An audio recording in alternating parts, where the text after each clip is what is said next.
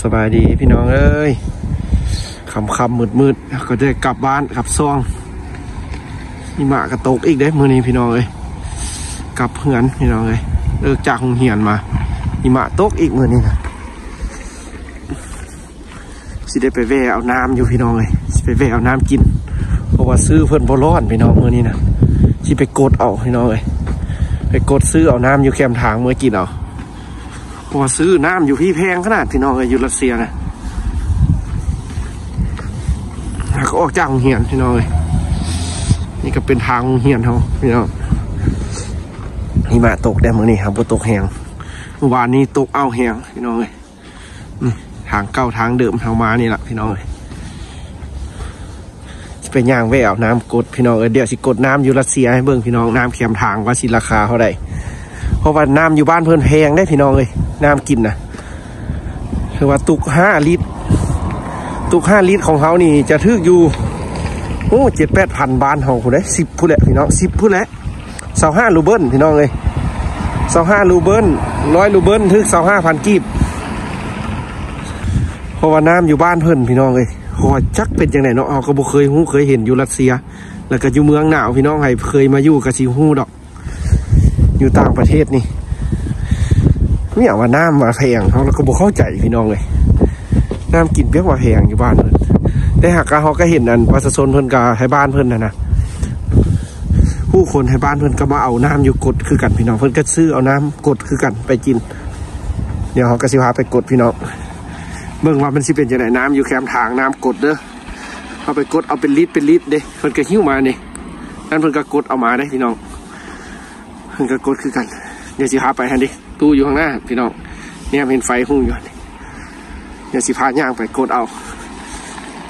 กระตุกมานำอยู่บ้านเพื่อนพี่น้องเลยบรรยากาศกำลังหนาวฝนตกพี่น้องเลยอากาศติดลบแห้งทรงนี้นะเอาเฮียนแต่ละเสาค้างจนสั้นอันนี้เขาก็เลิกเฮียนพี่น้องเลยทายให้เบิ้งบรรยากาศใช้ชีวิตอยู่ทางนี้พี่น้องเลยเขาก็บ่ได้ไปเที่ยวไปเลาะเมืองไกลก็มีแต่บรรยากาศใช้ชีวิตประจำวันพี่น้องเอ้ยการมาอยู่รัสเซียนี่ถ่ายให้เบิ่งแต่ละมือแต่ละวันเดี๋ยวข้ามทางแล้วจะไปกดเอาพี่น้องเดี๋ยวไปฮอดแล้วสิกดให้เบิ่งเด็กเนาะถ้าเขาซื้อกับมันโบรอนได้พี่น้องถ้าไปซื้อเป็นตุกแนวนี้ยูฮานกับตุกละ100ผู้ได้พี่น้องตุก1 25,000แต่ถ้าเขากดเอากับสิทึกอยู่แต่25 รูเบิลเดี๋ยวสิพาพี่น้องไปกดถือว่าเป็นน้ำธรรมดาพี่น้องถ้าเป็นน้ำเกรดดีก็เชียวแพงกว่านี้คือเขาได้คลิปถ่ายให้เบิ้งเนาะตอนนั้นเอาไปรีวิวน้ำมันอยู่บ้านเพื่อนนั่นเอาพี่น้องถือว่าน้ำตัวที่เขารีวิวมันจะเป็นน้ำราคาที่ดีแล้วมันก็จะแพงนิดนึงถือว่าน้ำตัวนี้ก็เป็นน้ำกินทั่วไปพี่น้องเลยถือว่าก็ธรรมดาเด้อันนี้ก็เป็นตู้กดน้ำเพื่อนบ้านเพื่อนเดี๋ยวสิกดให้เบิ้งพี่น้องบ้านเพื่อนก็มากดเอาอยู่นี่แหละสิกดให้เบิ้งเพราะว่าคนเพื่อนก็กินเขาก็ต้องกินพี่น้องเลยอยู่ตั้งอยู่แคมทางเลยพี่น้องเลยจะต้องมีตุ๊กเอาเพราะว่ามันบ่มีจอกให้ชีวิตเมืองหนาวพี่น้องผู้ใดเคยก็สิฮู้นี่อันนี้ก็ถือว่าเป็นเหรียญที่เขาซื้อสาว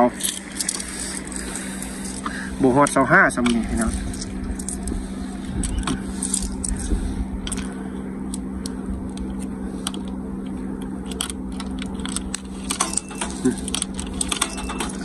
ป่อนเสร็จแบบนี้เลยพี่น้องเลยน้ำอยู่รัสเซียเด้อนี่เด้อเขามีเงินเหรียญอะไรเขาไม่ได้นับดิบางทีชื่ออะไรเหรียญหนึ่งตกซับ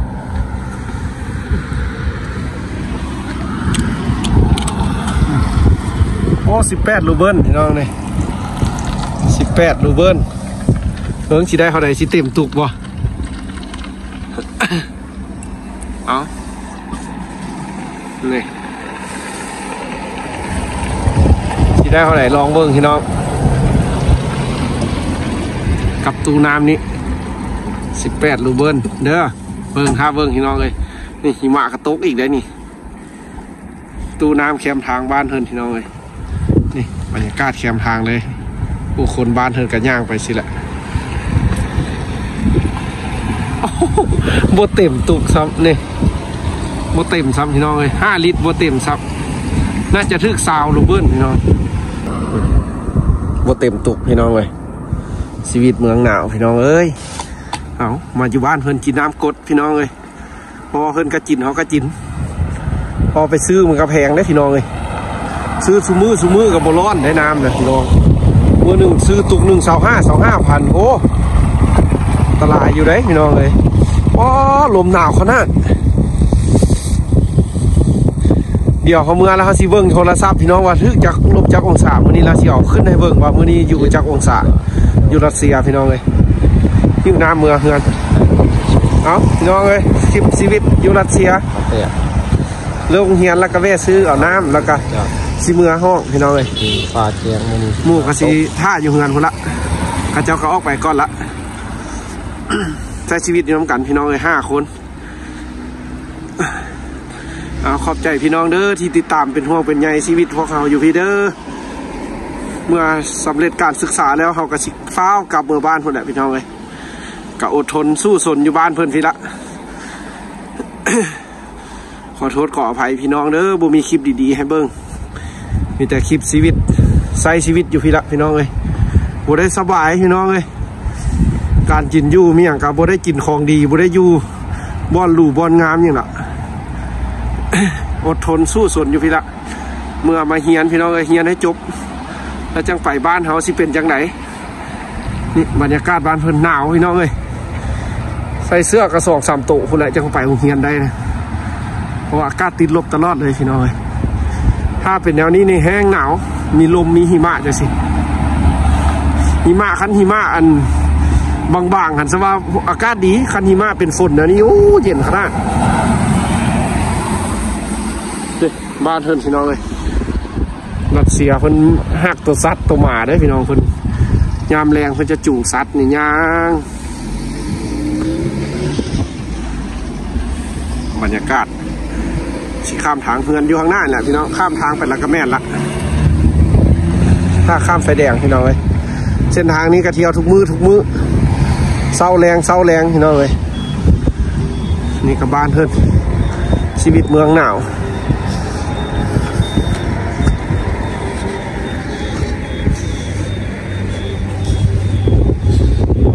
ประเทศรัสเซียพี่น้องเลยนี่อยู่หน้าเฮือนนี่มีคิวรถเมล์ได้พี่น้องขี่รถเมล์ก็ได้คันเฮามีเวลาก็ยักพาพี่น้องไปย่างเล่นอยู่พี่น้องเอ้ยแต่ส่วนสิกลับมาเฮือนเลิกเฮียนกะ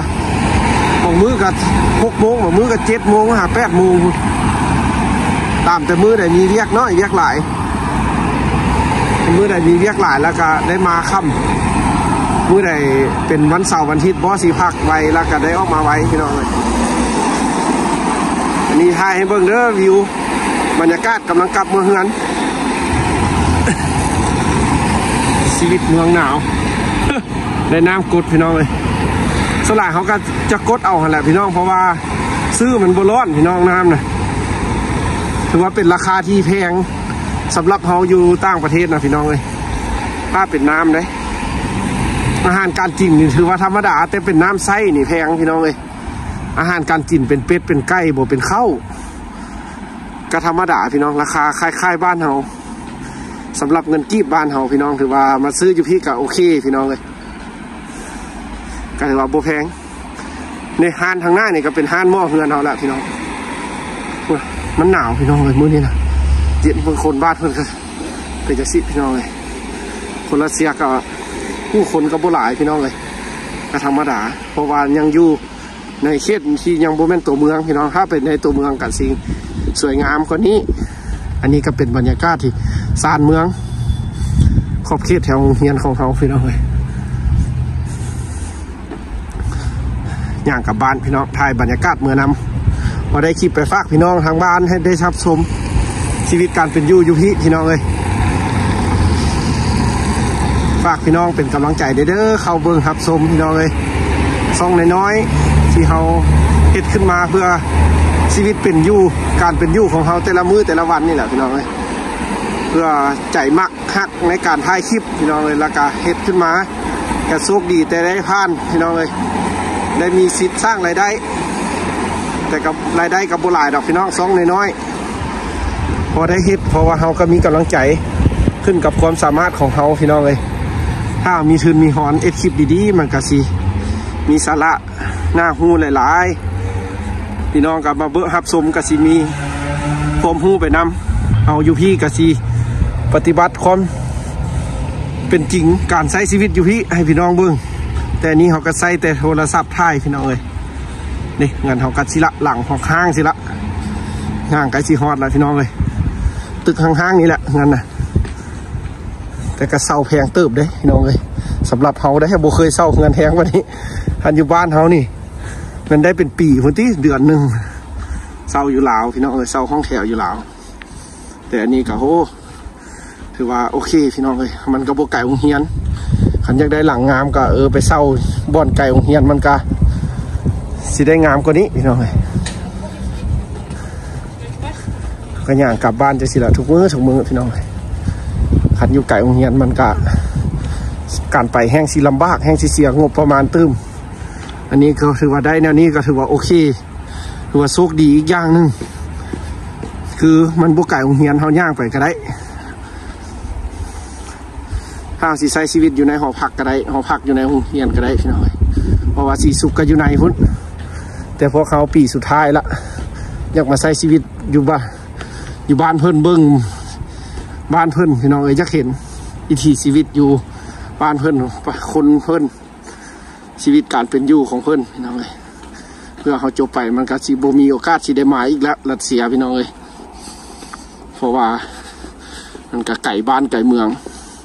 อีกหนึ่งกับการใช้ชีวิตก็ต่างกันเอาถ่ายให้สุดฮอตเงินเลยนี่น้อยเข้าเงินนี่ก็เงินเขา